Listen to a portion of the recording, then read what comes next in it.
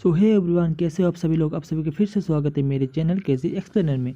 तो आज हम फिर से आ चुके हैं बुक ऑफ एस्पर का एक नया एपिसोड लेके।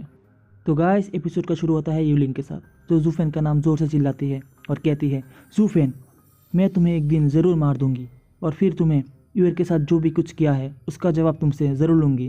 और ये बात सुन के जूफेन वही रुक जाता है और कहता है, यूलिंग, मुझे एक बात खुल के बताओ कि तुम्हें आखिर ये सब क्यों कर रही हो।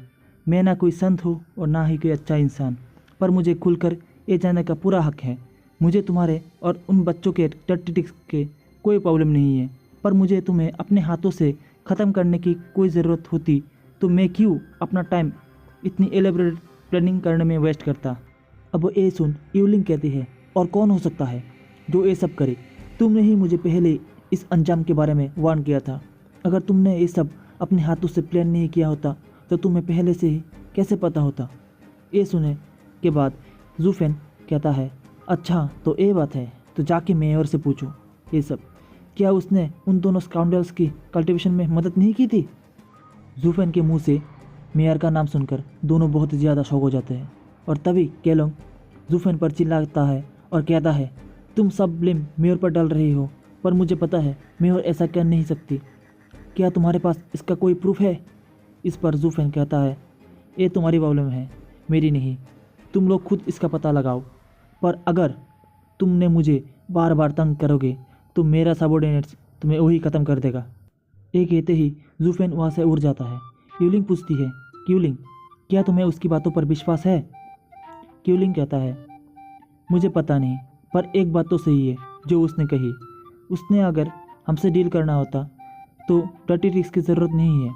ये सुनकर यूलिंग बहुत हैरान हो जाती है और कहती है, इसका मतलब कि वो बिल्कुल सही कह रहा था।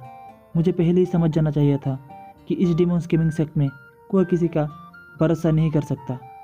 ये कहकर वो दोनों आगे बढ़ने लगते हैं और तभी एल्लारियन उनके सामने आता है और कहते हैं, थैंक गॉड कि तुम दोनों ठीक हो।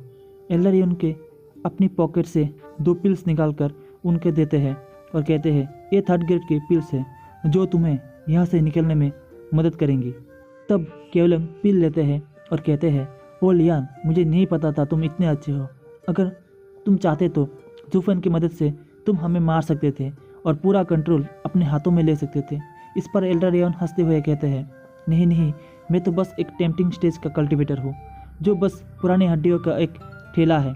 तुम जीते हो या मरो मुझे कोई फ़र्क नहीं पड़ता, क्योंकि तुम्हारे मरने के बाद कोई और तुम्हारी जगह ले लेगा। सभी लोग एक न एक दिन अपने अंत तक पहुँचेंगे और यही न्याय और स्वाभाविक है। जीवन और मृत्यु किस्मत पर निर्भर है और ये सब प्रकृति के नियम का हिस्सा है। हर जीवित चीज़ का ये जीवन चक्र है।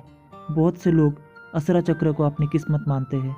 ये समझते हैं कि उनकी किस्मत सिर्फ और सिर्फ वास्तु बनने का है, जबकि उनकी मृत्यु दूसरों को जीवन देती है, क्योंकि ये सर्वाइवल ऑफ द फिटेस्ट है।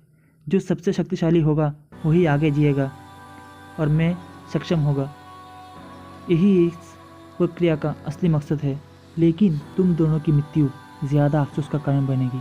एल्डरियन की ये सब सुनने के बाद भी केलन कहता है, ओ ओल्ड यान, तुम्हारे शब्दों में कितनी भी समझ हो, मुझे तुम्हारी बातें बिल्कुल समझ नहीं आ रही है। तुम्हें अब तक जो भी कहा वो मुझे सिर्फ एक अजीब सी बात लग रही है। तुम भी बिल्कुल आसान इंसान नहीं लगते। एल्डरियन कहता है, सर केलोंग, इन सब बातों को छोड़ो और अपनी चोटों पर ध्यान दो। मैं सिर्फ जूफेन से बात करने का समय निकालने के लिए ये सब कह रहा था। फिर केलोंग कहता है, अच्छा, लेकिन मुझे समझ नहीं आता कि जूफेन जो इतना शक्तिशाली है एक ऐसे बुजुर्ग के इतने करीब कैसे हो सकता है जो सिर्फ अपने बोन्स टेम्परिंग स्टेज पर है। मेरे हिसाब से ये मेरे समझ के परे है। शायद ये कोई एक्सटर्नल टॉपिक है या फिर उसने किसी से बात करने के लिए एक साथी ढूंढना होगा। एल्डरियन कहता है, हाँ, ये सब इसलिए है क्योंकि हम दोनों इस प्रकृति और दुनिया को समझने में बहुत समझदार है। फिर सीन बदल जाता है और हम लेबरविस का दृश्य देखते हैं, जहाँ कुछ समय बाद यूलिंग और क्यूलिंग भी आते हैं। केलन यूलिंग से कहता है, मुझे लगता है जूफेन का हमें मारने का कोई इरादा नहीं था, वरना हम इतनी जल्दी मर चुके होते।